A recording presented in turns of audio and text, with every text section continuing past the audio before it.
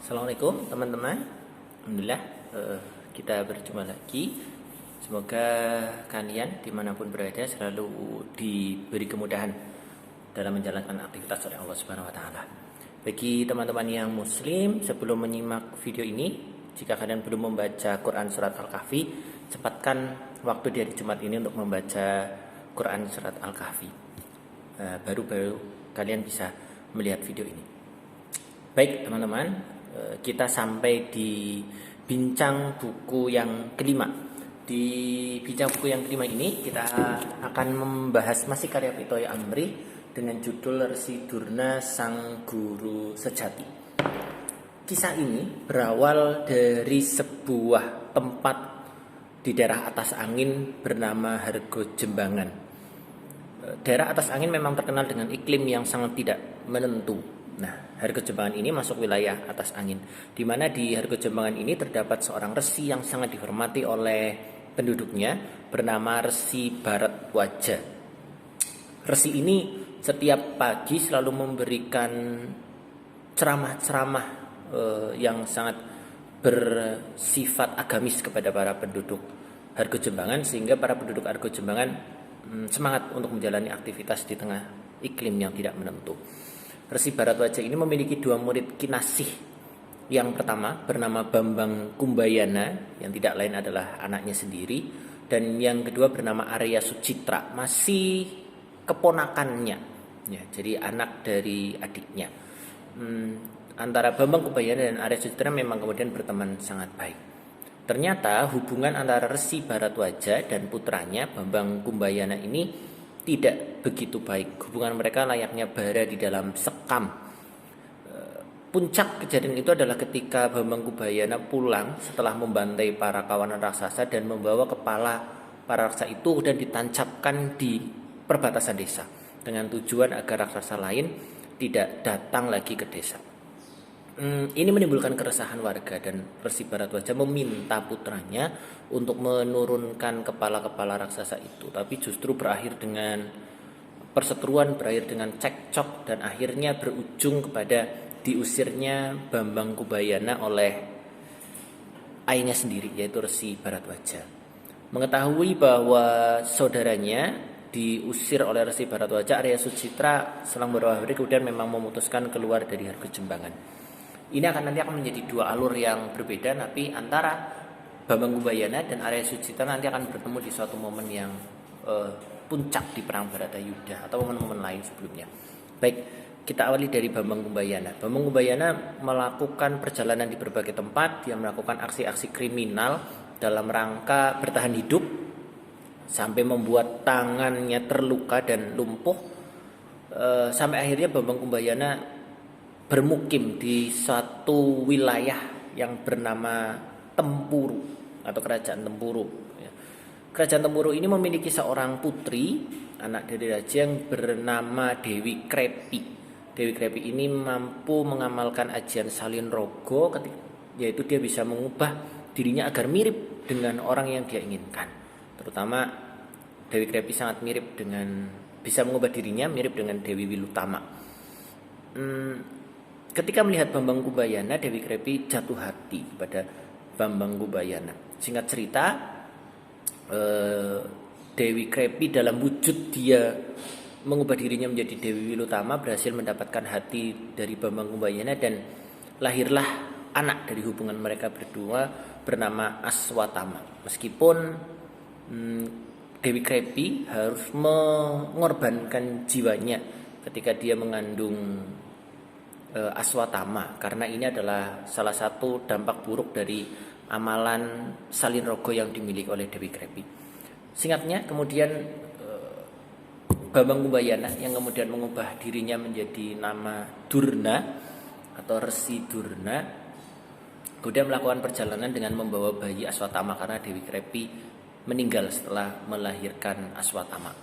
Dalam perjalanannya dengan Aswatama, kemudian kita ke Arya Sucitra dulu. Arya Sucitra juga melakukan sebuah perjalanan hingga sampai dia ke sebuah kerajaan bernama Kerajaan Cempolorejo.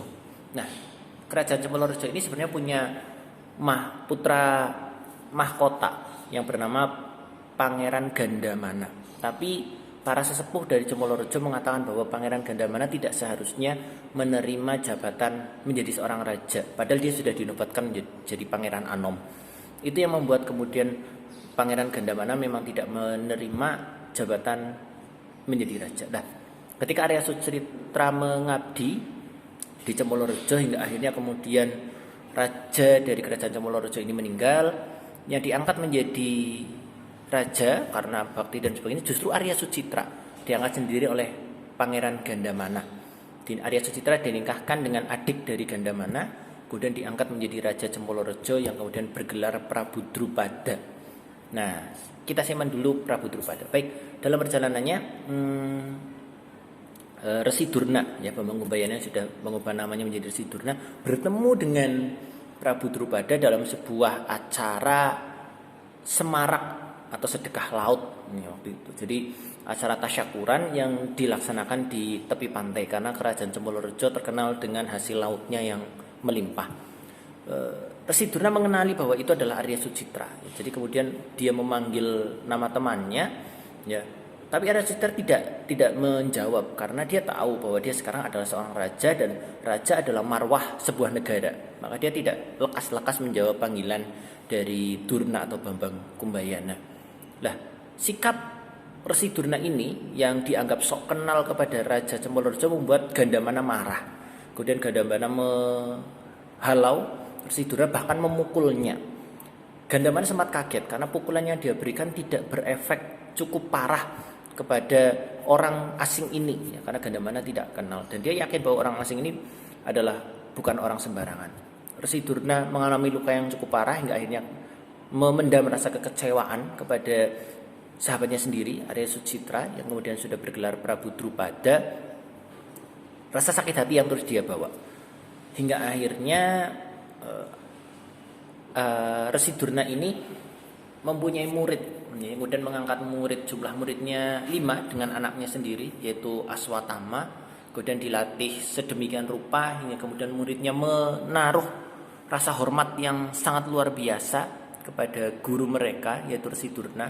Atas kehormatan itu, ya, sebagai bentuk rasa hormat terhadap Resi Durna, 5 murid ini kemudian mempersembahkan sebuah bunga soka yang kemudian ditanam di area sekitar padepokan dari Resi Durna. Inilah cikal bakal padepokan Resi Durna kemudian bernama Soka 5 karena berawal dari 5 muridnya yang kemudian memberikan bunga soka. Satu murid memberikan 1 bunga soka sebagai bentuk kesetiaan dan rasa hormat terhadap muridnya, sehingga padepokannya diberi nama Padepokan Soka 5. Nah, di situ Resi Durna kemudian mendapatkan murid yang sebenarnya tidak dia cari. Murid itu datang sendiri, belajar sendiri, ya. Banyak murid yang kemudian sebenarnya ingin belajar ilmu kehitaman dalam rangka sebagai penculik, perampok dan sebagainya. Tapi setelah belajar di Soka 5 justru mereka kemudian bertobat, ya, keluar dari dunia hitam. Salah satu murid yang kemudian cukup fenomenal adalah Ekalaya yang sudah saya bahas di video sebelumnya. Bagi yang belum nonton video sebelumnya, tonton dulu siapa Ekalaya, saya terangkan di situ. Ketenaran Resi Durna membuat seorang pembesar dari istana Hastinapura bernama Resi Bisma Dewabrata melamar Resi Durna untuk menjadi guru bagi Pandawa dan Kurawa. Awalnya Resi Durna tidak begitu tertarik dengan lamaran ini, dengan permintaan ini, tapi dia kemudian memperhatikan anaknya yaitu Aswatama yang mengatakan bahwa anaknya akan lebih hidup layak di istana, akan lebih hidup layak di istana Hastinapura. Maka kemudian lamaran itu diterima.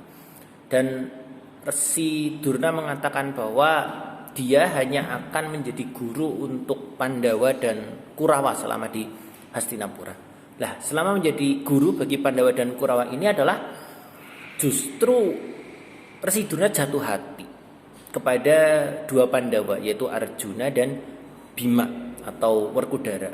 2 ini adalah 2 murid kesayangan yang kemudian oleh Resi Durna diberi beberapa pusaka-pusaka pilihan seperti Gada Rujak Polo milik Bima. dan pusaka lain. Bahkan termasuk perjalanan Bima sampai ke dasar bumi kemudian bertemu Dewa Ruci itu adalah petunjuk dari Resi Durna. Termasuk juga niat Durna atau usaha Durna memotong ibu jari dari Ekalaya dalam rangka menjaga perasaan dari Arjuna. Ya, jadi ini dua murid Kinasih, dan Durna sendiri mengatakan jika tidak karena Aswatama dalam perang Bharatayuda dia sudah berada di pihak Pandawa. Tapi karena Aswatama sangat dekat dengan Kurawa, ya, terutama dengan Kartomarmo, ini membuat akhirnya Resi Durna di perang Bharatayuda berada pada pihak Kurawa.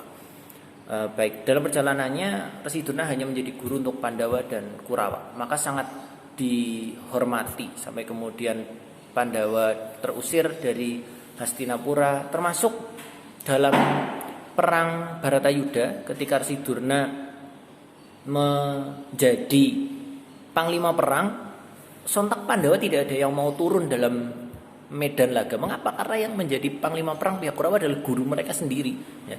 Jadi tidak ada yang berani turun ke medan laga, tidak satupun dari Pandawa. Ini yang sempat membuat Kresna bingung, hingga akhirnya yang diturunkan menjadi panglima perang pihak Pandawa adalah Destrajumna. Destrajumna ini adalah putra, satu-satunya putra dari Prabu Drupada. Ya, jadi Prabu Drupada atau Arya Sucitra itu memiliki 3 anak. Yang pertama Drupadi yang kemudian diperistri oleh Samyaji, sulung Pundawa. Yang kedua adalah Sri Kandi yang kemudian menjadi istri Arjuna. Jadi dua-duanya perempuan, belum ada putra mahkota. Kemudian lahir cukup lama, kemudian lahirlah Destrajumna, laki-laki. Nah, di perang Bharatayuda Resi Durna kembali bertemu dengan Arya Sucitra atau Prabu Drupada. Ini adalah pertemuan mereka terakhir karena termasuk adu fisik, ya, pertarungan terakhir antara Resi Durna dan Arya Sucitra yang berakhir kemudian dengan gugurnya Prabu Drupada yang kemudian membuat Destrajumna menaruh dendam yang sangat besar. Bagaimana akhir hidup seorang Resi Durna, termasuk juga pilihan-pilihan hidupnya dalam perang Bharatayuda. Siapakah yang akan mengakhiri hidup seorang Resi Durna ketika para Pandawa tidak mau turun ke medan perang, ketika Resi Durna menjadi panglima perang pihak Kurawa. Baca bukunya, menceritakan dengan sangat bagus dan jelas, ada nilai-nilai keilmuan bagaimana murid-murid Resi Durna ini bisa menjadi murid-murid yang sangat bagus, karena memang Resi Durna menjadi guru yang sangat menginspirasi, yang akan saya bahas di video berikutnya. Baik, silakan baca bukunya dan selamat hari Jumat. Semoga Jumat ini menjadi Jumat yang berkah bagi kita semua. Jangan lupa like, share, and subscribe agar kita semakin semangat dalam berbagi ilmu ke semua orang. Terima kasih. Assalamualaikum warahmatullahi wabarakatuh.